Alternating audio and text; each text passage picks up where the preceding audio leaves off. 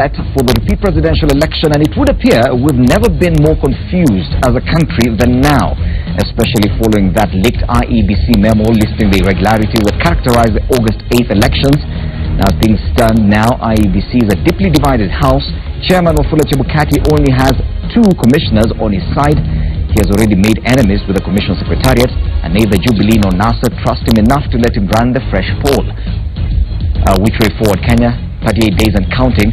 Are we certain that we have a plan? Do we still have faith that IEBC will deliver a credible election? Meanwhile, political intrigues continue as campaigns for the fresh presidential election gain momentum. Realignments, new friendships, greed, resignations, and confusion are now the mainstay of news headlines. Who is losing more politically this season? Does any loss in following now amount to weakness in the run-up to the repeat presidential poll? Will some of these political parties survive after October the 17th? Welcome to Citizen Extra, the Ballot 2017 edition, our continued special coverage of the 2017 general election, and now more specifically the repeat presidential election and events surrounding it. My name is Freddie Ndimuli. In studio this morning, we're very privileged to have, let me start with, right next to me, Dr. Stanley Karanja, political strategist. Karibu sana. We also have Karanja Kabare. Mary Mwangi, a very familiar face of this panel. It's good to have you. Odoyo Owidi, and an electoral expert, Eustace Kinyua, from the ELOG. Yes, ELOG. Yes, we'll also be linking up with quite a number of our reporters who are out in the field. Laura Otieno in Kisumu, Martin Monene in Nyeri, who will be also getting views from the governor of Nyeri, Dr. Wahome Gakuru, on these issues surrounding the repeat presidential election, which is the main headline even on the dailies this morning. The leaked memo, Chebukati throwing Chiloba under the bus. I do have a copy of that memo here, and it's very interesting. It reads like a TV series. And ladies and gentlemen, of course, we're in for very interesting times. 38 days to the elections, and are we certain that it will actually happen? Let's start with the lady, the only lady on the panel. Mary, are you optimistic that we're going to have these elections the way things are right now? At this point, like you pointed out, this is a house divided. I mean, it's classic script for a telenovela. We're waiting for the ruling of the 4 judges of the Supreme Court.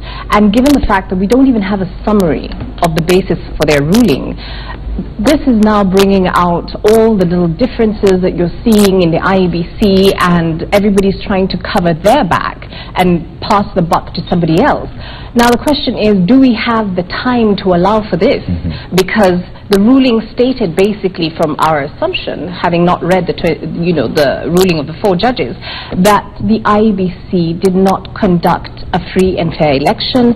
There were anomalies, there were administrative issues.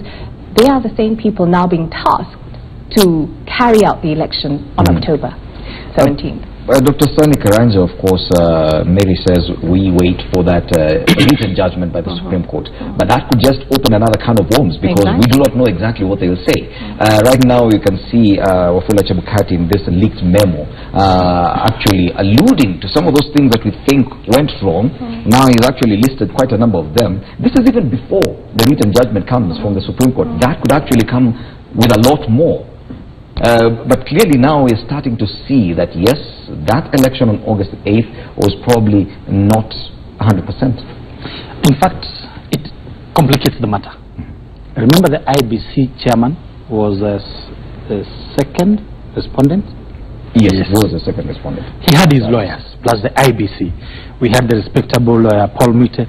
And all this, they tried to prove the petition that was wrong. They were saying that nothing is happening, all this. Then he himself, he writes inside the commission. You know, some of these things you need to hold your cool. And that's why I also see there is a strategy which we have not seen. Maybe a question that we need to ask is also chairman. He's not coming out clearly. Does he have another strategy that he does not want to see the election happening? Why is he, as you see, in management again, there are some things you don't need to start fighting inside. With it, in fact, he's putting the country into a very tricky position. You don't start fighting with your people. You need to come together. You need to be one. because the independent body, we expect within the next 60 days, they could have remained together. They could have asked for resources from the stakeholders so that they do one proper, credible elections on 17th, if that's the date which is agreeable. But now, Chebukati himself is becoming the one who he creates fire in his own IBC. He's not agreeing with commissioners, he's firing people left, right.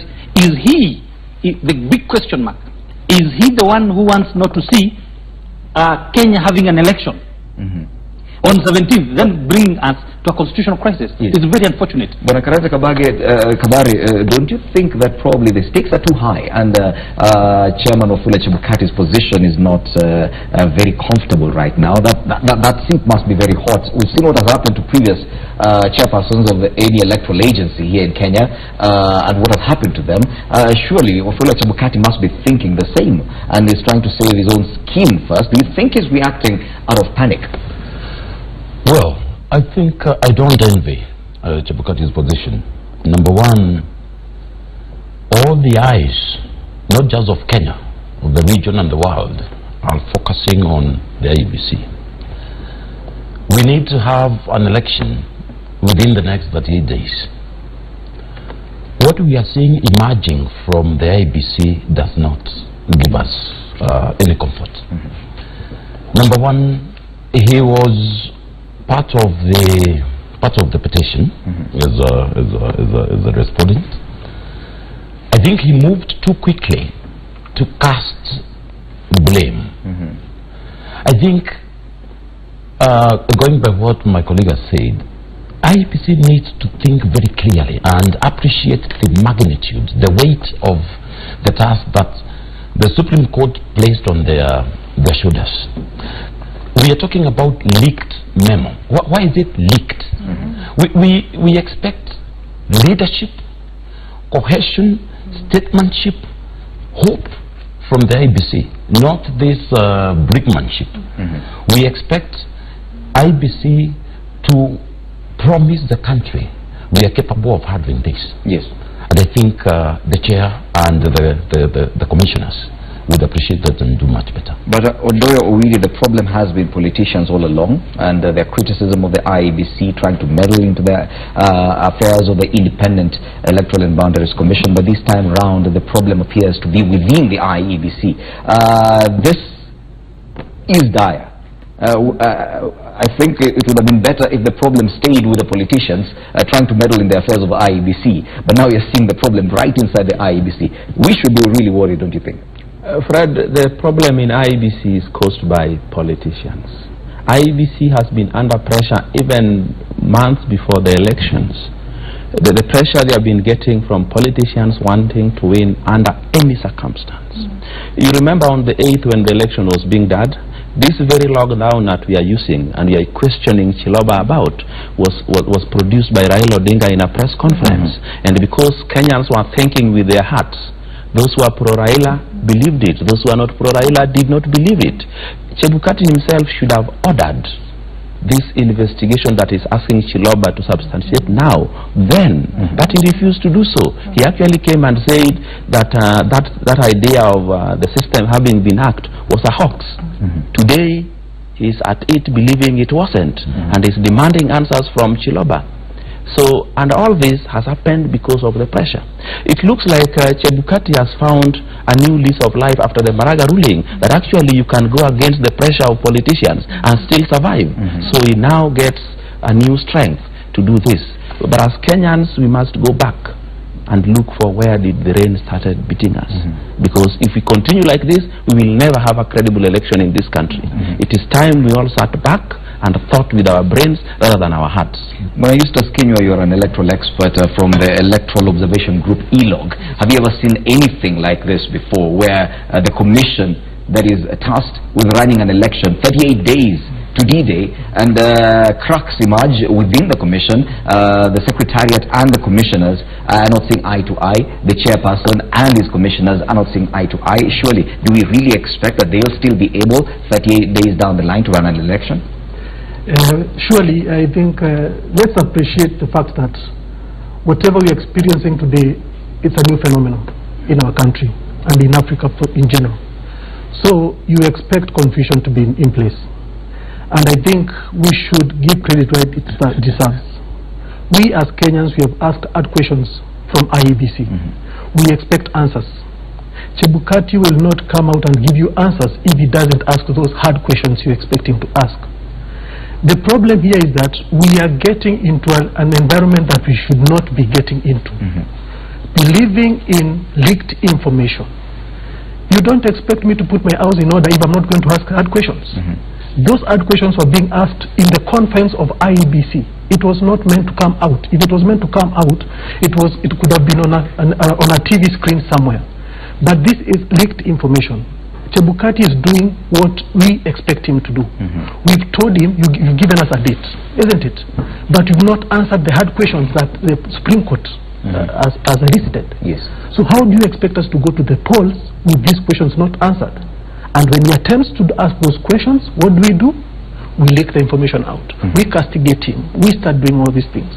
We are still getting into the same, although I said, we are getting into a place whereby now politicians are still calling the shots instead of allowing the systems to operate. So you're actually seeing there's a hand, a political hand that's actually pushing all these things. You see, either way you look at it, either the side of Jubilee, they have their own story they are telling, and they want everybody to believe it. You go to the side of NASA, they have their story they are telling. They want somebody to believe it. Yes. Who will come and bring sanity into this kind of confusion? Okay. He has said we need to ask those hard questions. When did the rain start beating us? We need to look at the process. Okay. This process has to be interrogated, not on the events of E-Day. They are going far behind, even up to January. There are things that we've done and given to this IEBC. Political parties themselves, they are to be blamed. They gave the IEBC a rotten lot. Wow. Yeah. Okay. 38 days to D-Day, and we do not know which way forward, Kenya.